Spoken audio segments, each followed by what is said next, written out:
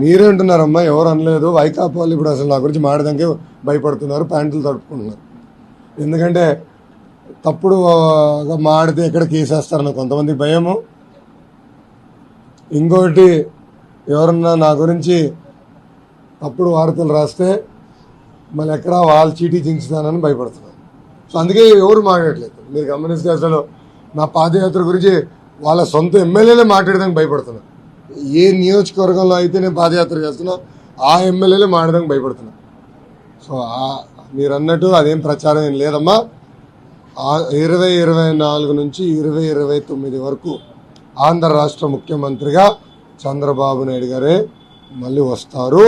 దాని తర్వాత కూడా ప్రజలు ఆశీర్వదిస్తే మళ్ళీ చంద్రబాబు నాయుడు గారు ముఖ్యమంత్రిగా ఉంటారు.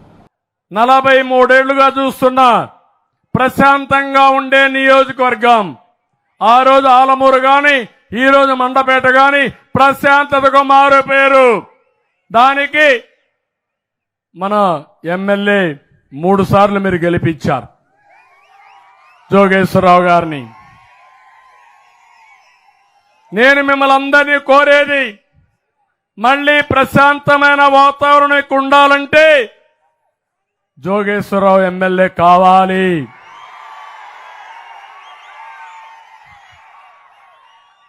రౌడీజానికి భయపడు కులమో మతమో రెచ్చగొడితే, ఆ కులానికి గాని ప్రలోభపడితే కులం మనల్ని కాపాడదు.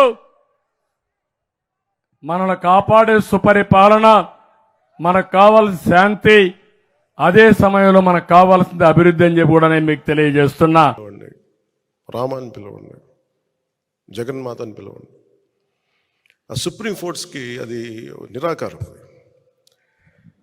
ఆ భగవతత్వం నన్ను ఎప్పుడు కాపాడింది. ఈ మాట ఎందుకు నేను ఉటంకిస్తున్నానంటే, నిన్న మండపేట, ఇది ప్రత్యేకించి ఎన్నికలకు సంబంధించిన విషయం కాబట్టి మీకు చెప్తా ఉన్నా. మండపేట నుంచి మన నాయకులు చాలామంది వచ్చి చాలా బాధపడిపోతూ ఉన్నారు. మనం పొత్తులో ఉండి మన చంద్రబాబు గారు ఇట్లా అనౌన్స్ చేశారు, మండపేట సీటు మనకి చెప్పాలి కదా అది ఇది అంటే, ఖచ్చితంగా అది సరైన విధానంలో చెప్పలేదు. ఖచ్చితంగా అంత మీకు ఏకీపిస్తున్నాను. చాలా ఇబ్బంది పడ్డారు అందరూ. మనకి మండపేట లాంటి నియోజకవర్గంలో పోయినసారే ఒక 18% ఓటు ఉంది. అది ఈ రోజున చాలా బలమైనటువంటి అబౌవ్ 23-28 ఎగ్జాక్ట్ చెప్పండి 28, దాదాపు 26 నుంచి 27, ఒక 10% పెరిగింది పోయిన దానికి ఈసారికి. నేనేం చెప్పానంటే వాళ్ళందరికీ, నేను కేవలం ఒక నియోజకవర్గాన్ని దృష్టిలో పెట్టుకొని మాట్లాడితే నేను నియోజకవర్గపు సంబంధించిన నాయకుడు అవుతాను. నేను బర్డ్ ఐ వ్యూ అంటే అది విహంగ వీక్షణ ఉంటుందా, లేదంటే బర్డ్ ఐ వ్యూ. ఆ బర్డ్ ఐ వ్యూని చూస్తే తప్ప నేను రాష్ట్రాన్ని సంపూర్ణంగా చూడాలి. దాంట్లో భాగంగా ఒకసారి కొన్నిపాటి ఏరియాలో ఇబ్బంది కలగచ్చేమో, పొత్తు ధర్మం ప్రకారం అలా అనౌన్స్ చేయకుండా ఉండాల్సింది. నేను దానికి క్షమాపణలు చెప్తున్నాను. ఖచ్చితంగా నెక్స్ట్ మీటింగ్లో దాని మీద వివరణ ఇచ్చి దాన్ని ఎలా సరిదిద్దాలో సరిదిద్దుతాం అని ఒక మాట ఇచ్చి పంపించాను. అలాగే వాళ్ళు అన్నది కూడా ఏంటంటే, మన నాయకులు కూడా ఇప్పటికీ 2 సీట్లు అనౌన్స్ చేశారు, మరి ఇది పొత్తు ధర్మమేనా నన్ను అడిగితే అట్లా కొన్ని ప్రత్యేక పరిస్థితులు ఉంటాయి, వాళ్ళు కూడా మనం అర్థం చేసుకోవాలి కదా.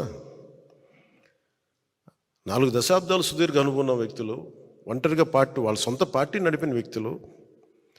ఒక్కోసారి ఎట్లా ఉంటుందంటే, పొత్తు ఆ సైజు వ్యక్తులకి ఒక ఇరుకు చొక్క మనకి అథారిటీకి దారేదులో చెప్తూ ఉంటాం. ఒక బలమైన వ్యక్తికి సరిపోయిన కోటేస్తే కొంచెం ఇరుగ్గా ఉంటుంది కదా, టైట్గా ఉంటుంది. అలాగే ఒకసారి పొత్తు ఆ స్థాయి నాయకులకి చాలా ఇబ్బందిగా ఉంటుంది ఒక్కోసారి. కానీ వాస్తవాలు వేరుంటాయి, క్షేత్రస్థాయి పరిస్థితులు వేరుగా ఉంటాయి. అందుకని ఒక్కోసారి అనుభవం ఇటు ఒకసారి గబుక్కుని ఒక మాట అన్నిస్తుంది.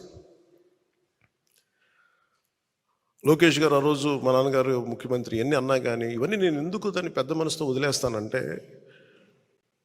ఒక పార్టీని 3 దశాబ్దాలు నడిపి 3 సార్లు ముఖ్యమంత్రులుగా ఉండి అలాంటి కుటుంబం నుంచి వచ్చిన వ్యక్తులు సహజంగా గబుక్కుని ఒక మాట వచ్చేస్తుంది. దాన్ని రాష్ట్ర ప్రయోజనాలను దృష్టిలో పెట్టుకొని జగన్ అనే వ్యక్తి ఇంకొకసారి వస్తే రాష్ట్రం